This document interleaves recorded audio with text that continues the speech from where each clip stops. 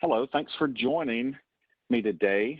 My name is Keith Jackson. I'm the Vice President of Quality Assurance with Performance Food Group.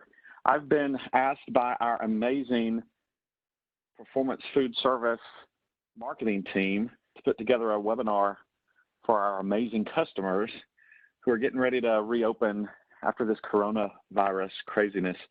So I appreciate you being interested in signing in and watching this with me. I'll try to make it quick and simple. I just thought we would spend some time going through some food safety tips for reopening your restaurant. This coronavirus event has made us really sensitive to food safety and public health in ways that we've never thought we would have to work and imagine. So, it's important, more important today than ever, for us to keep our employees and our customers' health in mind, to ensure the food that we're serving them is safe, and that we don't have another public health event happen like a foodborne illness outbreak as a result of not focusing on food safety as we reopen. So I do appreciate you joining me. And on behalf of Performance and Reinhart Food Service and my team, the Performance Food Group QA team, we think food safety is a team thing, and it's important for us all to be smart and be knowledgeable about food safety and understand our risks and how, the things that we've learned through this COVID-19 experience might trickle over and help us with our food safety initiatives. So we feel like food safety is all day, every day, and it is a team thing. So we want you to be smart, and we want to help you get prepared to reopen. So if I can work this. So that being said, our agenda for the day, it's simple. I've got 9 things I'm going to cover with you. First of all, I would be remiss if I didn't introduce my PFG QA team. I don't work by myself. I have a fantastic team of associates that work with me, and we're focused on food safety. That's our job. That's what we're hired to do, and that's we're serious about it. So I'll take some time to introduce you and let you understand what we do for Performance Food Group and Performance Food Service and Reinhart Food Service. I think we should revisit your food safety training a little bit, talk about why that's important for you to do right now as you prepare to reopen. We'll talk about focusing on personal hygiene. We've all been focused on that over the last few weeks, but we'll talk about things you can do to help promote personal hygiene with your employees and with customers. We'll talk about how you, as a manager of a restaurant, can ask your employees about illness during team check-ins, things that you can do to just subtly inquire with them about how they're feeling and how you expect for them to report to you when they don't feel like they should be handling food or working for the day. Also, cleaning as you go. Your mom told you clean as you go, clean as you go. That's the best way to keep a kitchen clean. It's the best way to keep a restaurant clean, so we'll talk about that. We'll talk about having sanitizing smart. So sanitizing is something completely different than cleaning. Cleaning is one thing, sanitizing is another. So we'll discuss that. We'll also talk about keeping food cold and serving food hot. I can't do a presentation without talking about the temperature danger zone, so you'll hear a little bit about that today. We'll talk about rethinking the flow of your restaurant, rethinking the flow of people, the flow of the place itself, and flow of products and your actual process flow. So there's some things that we can discuss together for that. And then as you reopen, you should expect the health inspectors to pay a visit to your restaurant. This will happen. They've been doing work while you've been closed with other businesses. You've seen all the placards on the floor and the tape on the floor, the 6-foot distancing. You've seen all that in your retail stores. They'll come out. They'll want to ask you what you're doing for these things in relationship to COVID-19, but probably while they're visiting, they'll talk about food safety too. So we will talk about how your health inspectors are there to help you. So with that being said, that's our agenda. So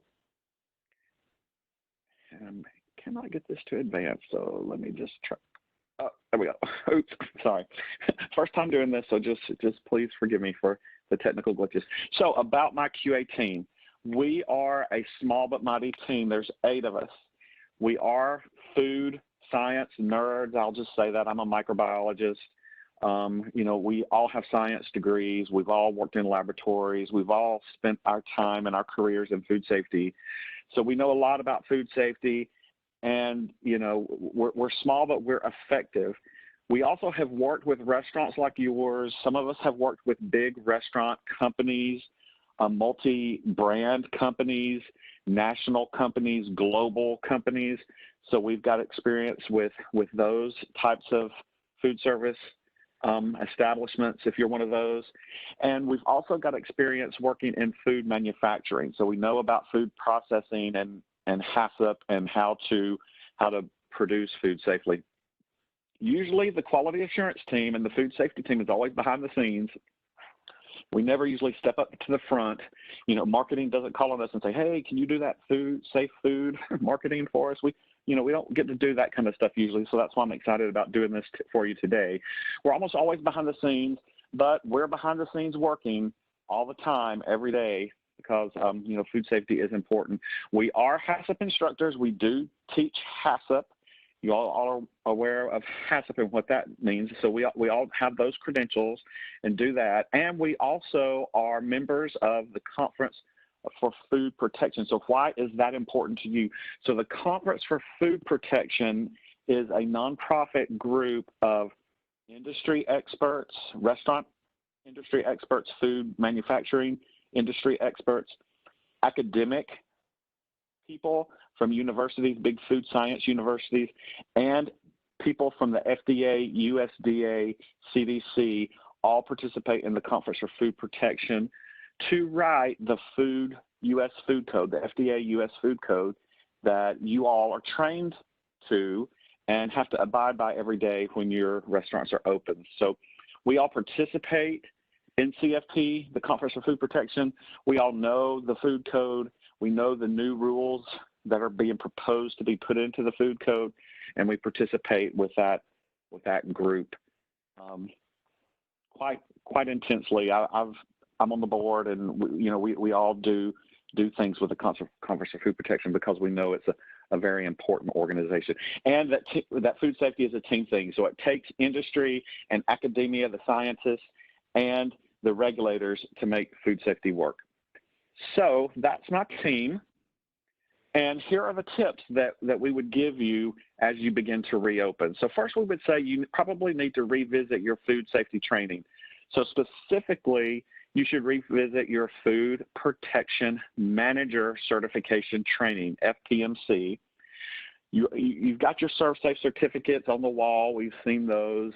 You may be you may have a Prometric certificate. You may have a National Food Registry certificate. All of those are approved Food Protection Manager certification bodies, and we know you're required to have that training. But now as you reopen, it's a good time to dust off that ServSafe manual, that Prometric manual, whatever you personally did as a certification training and test. Go back to that manual, pull that out, and refresh yourself with all of the chapters in your training. Teach your team the food safety requirements that are in that manual. Those requirements are what is from the food code, the FDA food code. So it's very, very important for you to refresh yourself with those and to transfer that knowledge that you got from the class, and that we know that you achieved a certain level of understanding from it because you took a test. You are actually certified for this. Pass that knowledge on to your team. Make sure that they understand what you're doing is based on the food code, that the FDA tells us, hey, we have to do this every day. And then when you start to reopen, set your food safety standards high. It's always better to have higher standards. Whatever the food code has written for you, that's minimum standards. If you decide to do something as a team that's at a higher level, then do it. We really encourage you to do that. The next tip is to focus on personal hygiene. We've been hearing a lot about this over the last few weeks. Your team must wash hands to prevent the transmission of bacteria and viruses. I've told people over the past few weeks, Viruses do not have wings. They do not man an airplane, and they're not flying around in the air. Viruses and bacteria, well, stick to things. They stick to our fingers. They stick to surfaces. They stick to things. When we cough up viruses that we have that might be making us sick, we cough them up and they land and they stick. They're not flying around in the air. So when you touch something that's contaminated with bacteria or viruses, then suddenly you can contaminate something else. So make sure your team washes their hands as often as they can and in the right way. So and also it's important in your restaurant, this is an easy citation for health inspectors to cite restaurants for, is if your hand washing sinks are blocked. So secondly, in this section, I'd like to talk about keeping those hand sinks accessible and well stocked. If you don't have soap at the hand washing station, the health inspector will cite you. If you don't have paper towels, single-use paper towels, the health department will cite you. So make sure that your hand washing sinks are easy to get to and are always well stocked. You should always have instructions on how to wash your hands posted at every hand washing sink. Everybody knows the 20-second happy birthday ABC sing-along thing. Post these instructions in your guest restrooms. Let your guests know, hey, here's how to wash your hands. We follow these instructions. You should follow them too. That adds confidence when your customers see that kind of thing. And then also providing hand sanitizer stations for your guests and for your employees throughout the restaurant to make it easy for them to sanitize their hands, either after they've washed them or in between washes. Next, talk about illness during team check-ins. We know it's embarrassing sometimes to talk about how you're being sick, how you've been sick over the weekend, or what made you sick. Some of those things are embarrassing for people to talk about, but you know what those symptoms are. You can be alert to those symptoms in your employees. Ask them during check-ins, hey, does everybody feel okay today? Does anybody feel like they've, got an upset stomach, or does anybody have a fever today? Ask, just make it a team thing. And when everybody understands that, hey, if you're working sick, you are high risk to us, then it changes the dialogue and it makes it a different conversation. I'm going to throw a sports analogy out here. When a football player is injured on the field, they take that player off the field. They take him off the field, number one, because they don't want him to be injured further, but also suddenly he is a risk for the team. He cannot do his job. He cannot support the team like he needs to, and they get him off the field so that it keeps the rest of the players safe. So make sure your team understands that, and when they're sick, they shouldn't come to work. They should just stay at home. You can reassign them. If they're handling food, you can reassign sick food handlers to non-food duties. This is acceptable. But you know what? Just excuse them and let them go home. It's really the right thing to do. So we encourage you to ask about illnesses with your team. Then cleaning as you go. What cleaning is it's the removal of residue that traps bacteria and viruses. Like I said, those viruses are not flying, they're landing. And when they land, they stick. And when they stick, you got to clean it up. So make sure your folks know, hey, when you're cleaning, when you're using these detergents, when you're using the right chemicals to clean, you are taking off the residue that the bacteria and the viruses stick to. Cleaning is not sanitizing. Cleaning will take away some bacteria and viruses, but it's not sanitizing, and we'll talk about that next. Only clean surfaces can be effectively sanitized. So if your folks are using sanitizer and not cleaning ahead of that sanitizer, then it's not working. Whatever viruses are there are just sticking. They're covering themselves up with that residue and saying, they're just stuck in that residue, and you're not doing it effectively. The sanitizing won't be done effectively. So make sure you help your folks understand why cleaning is important. And then spot cleaning throughout the day. If you are cleaning throughout the day, it keeps things clean. You don't have to worry about a big cleanup, at night after everything's closed. So just clean as you go, clean through the day, and make sure you're using detergents to clean, because it's all about the residue when we're talking about the cleaning. Next, having sanitizing smart. So sanitizing specifically is when you reduce the quantity of bacteria and viruses on a surface. So you are using something that is harmful to the bacteria and actually causes them to die or to not grow. It renders them ineffective on the surface. So like the alcohol-based hand sanitizers that you're using, I'll give that as an example. So when you're using those sanitizers, what does it do to your hands? what does all that hand sanitizer eventually do to your hands? Your hands become dry, right? It is drying out your hands. Alcohol dries out bacteria. It dries out viruses. And because they're so small, they dry out real quick, and that's how they become ineffective. So you have to make sure that you're using the right sanitizers. They have to be used at the right concentration.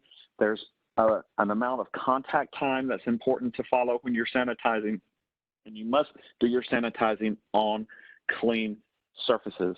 Anything that is a high touch point with people's fingers and hands, those areas should be focused on for sanitizing. Doorknobs, touch pads, anything that you have where people are touching it a lot, make sure you sanitize those surfaces a lot. Menus, if you've got menus that are protected, make sure that they get cleaned and sanitized. You want to label your cleaners, label your sanitizers distinctly so your employees understand this is a detergent, this is a sanitizer. You can't switch the function. They work separately, they do separate things. So make sure you label your cleaners and your sanitizers distinctly. You want to make sure that they are stored away from food. These things can make people sick. They are chemicals. They do react with the human GI tract in a way that can make people have an adverse reaction. So make sure you keep the cleaning and sanitizing chemicals stored away from food prep.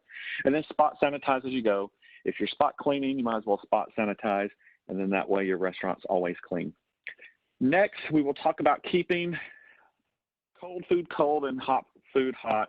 I can't not talk about food temperatures in a food safety discussion. So PFG, we will always make sure that we deliver the cold food to you cold. So everything that we deliver is temperature monitored during the delivery process.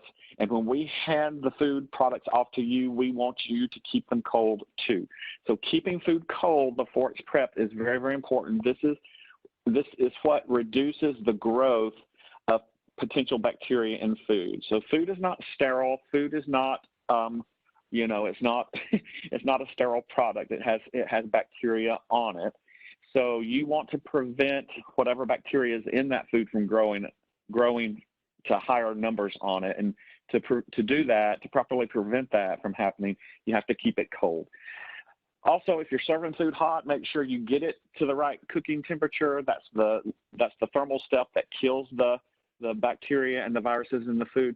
Luckily, we know that this coronavirus is not a foodborne illness, but there are other foodborne illnesses that you have to think about out there. And as you reopen from this coronavirus event, we don't want you to swap the coronavirus public health risk to a food safety public health risk. We don't want that to happen. That would just be a nightmare. So make sure your folks understand the importance of keeping food cold and keeping it hot. Know that temperature danger zone. You know what it is. You learned it in your food protection manager certification class.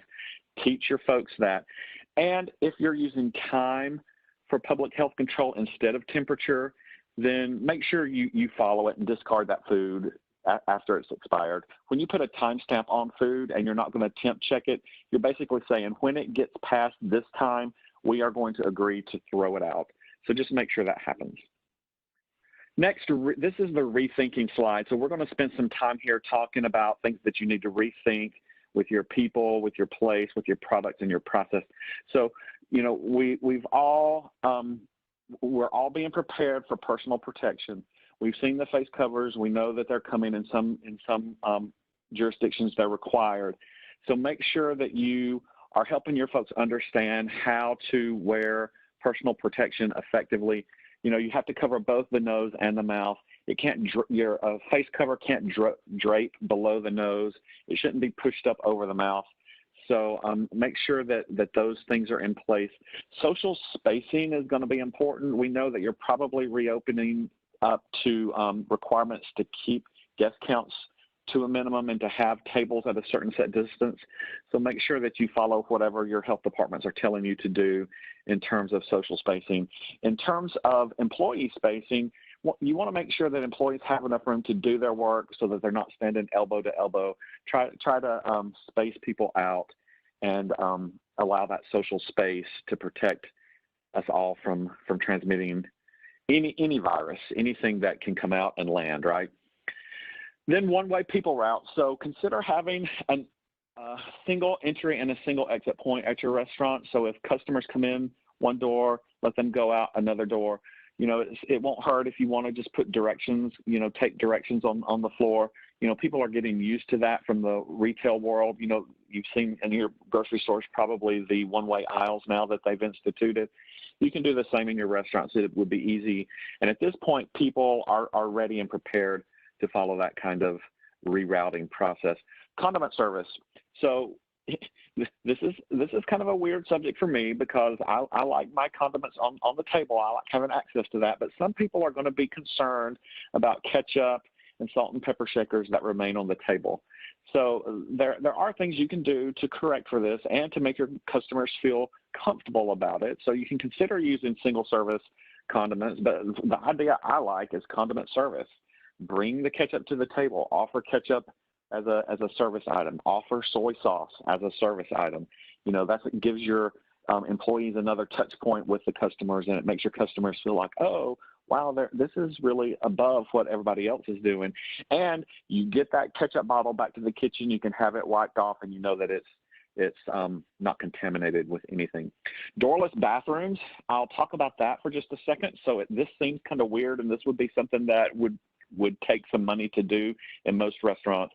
But one of the restaurant companies that I've worked for in the past, they did have doorless bathrooms. And when I say doorless bathrooms, I mean like the bathrooms you see at the airport. So the ones where you kind of zigzag, the walls are built so you walk in and then you zigzag around into the bathroom, and you don't ever touch a door unless you go into an individual stall in the restroom. So I know it can be done. This will take money to do, but just think about it. It could work for your customers so that they don't have to touch those bathroom doorknobs.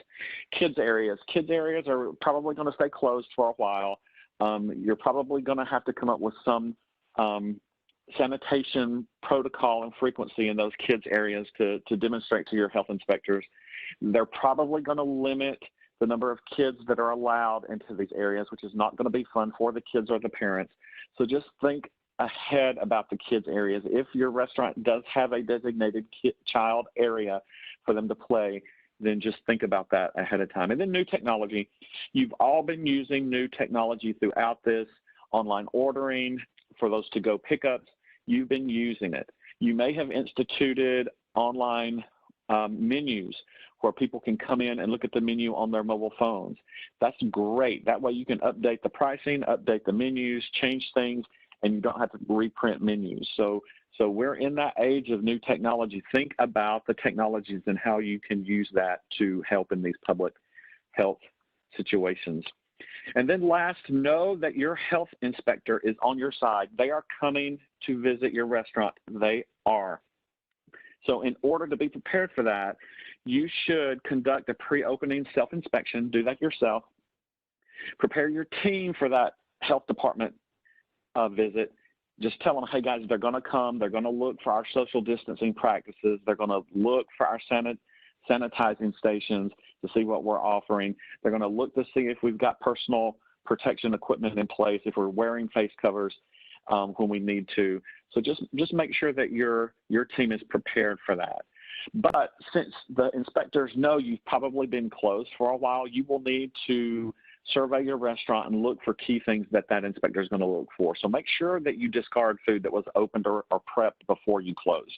You don't want the inspector coming in finding a food that was dated in March or April now that we're in May. So just make sure that you look for those things.